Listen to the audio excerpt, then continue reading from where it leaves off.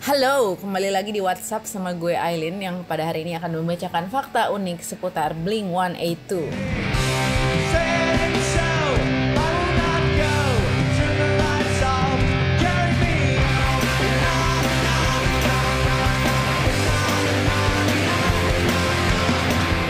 Yang gue tahu soal Blink-182, mereka adalah band popang yang sangat anyar ya sampai sekarang dari dulu.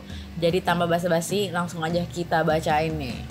Tahu gak sih lo kalau Blink-182 itu lahir karena Mark Hoppus, salah satu personilnya, bantuin bokapnya ngecat rumah. Wow, ini salah satu tindakan yang berbakti ya dari Mark Hoppus. Sebelumnya buat yang gak tahu nih, Blink-182 sendiri terbentuk di tahun 1992 di Poway, California. Oke, sebelumnya kenapa sih ngecat rumah? Semua tuh berawal dari Mark Hoppus yang dikasih bass baru sama bokapnya karena bantuin ngecat rumah. Jadi self reward ya, dikasih reward karena udah bantuin ngecat. Lalu kakaknya si Mark ini jadi perantara Mark untuk kenalan sama babang Tom DeLonge. Saat itu Mark Hoppus pengen mengimpress si Tom DeLonge ini sampai ia nih bela-belain lompat dari atap rumah yang bikin kakinya patah. Setelah kejadian itu, singkat cerita, mereka mulai bikin lagu dan sadar kalau ternyata butuh juga nih seorang drummer. Nah, lewat obrolan-obrolan itu, bergabunglah Scott Raynor dan mereka menamai grup band ini Blink. Mungkin karena cepet juga ya, kayak wow, Blink.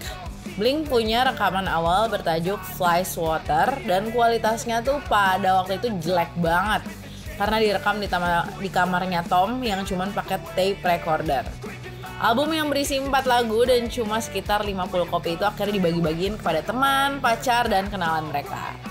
Nah, berkat perjuangan para remaja saat itu yang disertai 2 orang tua, akhirnya mereka mulai terkenal dan mulai dilirik oleh label-label underground. Alhamdulillah. Karena mulai dilirik, mereka dapat ancaman dari grup pop Irlandia dengan nama yang sama. Jadilah dengan terpaksa mereka mengganti nama nih. Alih-alih mengganti secara keseluruhan, band yang dimotori oleh 3 remaja ini menambahkan angka 182 di belakangnya. Jadinya Blink-182.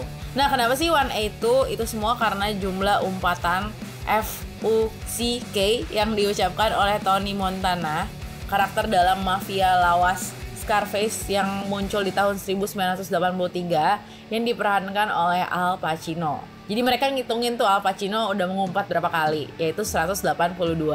Seiring berjalannya waktu, Blink-182 sempat gonta-ganti label juga hingga pada akhirnya mereka menjalankan tur resmi pertama yang dihiasi dengan kejadian yang gak menyenangkan. Salah satunya dikeluarkannya Scott Raynor dari band sampai bikin Mark dan Tom bingung nih harus gimana ya. Namun untungnya saat itu Travis Barker, drummer dari band The Aquabats, menawarkan diri untuk bergabung dengan Blink-182. Sebagai pendengar Blink-182, lo tahu gak sama perjalanan mereka yang ini? Atau lo punya info lain? Silahkan komentar di bawah. Dan jangan lupa juga di-share buat temen lo yang suka Blink-182. Di-subscribe supaya gak ketinggalan konten high selanjutnya. Dadah!